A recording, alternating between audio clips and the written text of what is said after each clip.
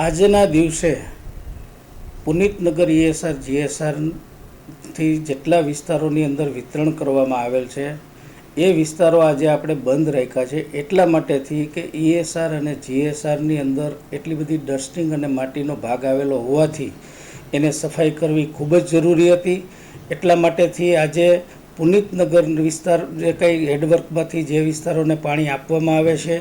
એ આપણે આજે બંધ રાખ્યું છે એટલા માટે કે લોકોને રોગચાળો પાણીજન્ય રોગચાળો ન બને અને લોકોને શુદ્ધ પાણી પીવાનું મળે એટલા માટે થઈને પાર્ટ જે કાંઈ વોર્ડ હતા એને જ આપણે બંધ રાખવામાં આવ્યા છે. અને પાણી કાપની કોઈ વાત નથી, કારણ કે આપણી પાસે પાણીનો પૂરતો જથ્થો છે, પરંતુ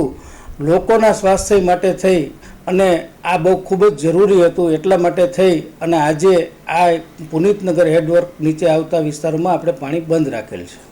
આજે જેને પાણી નહીં મળે એના માટે વૈકલ્પિક વ્યવસ્થા શું છે? આજે નહીં મળે પણ આવતીકાલે જે પાણી જે વિસ્તારની અંદર બંધ રહ્યું છે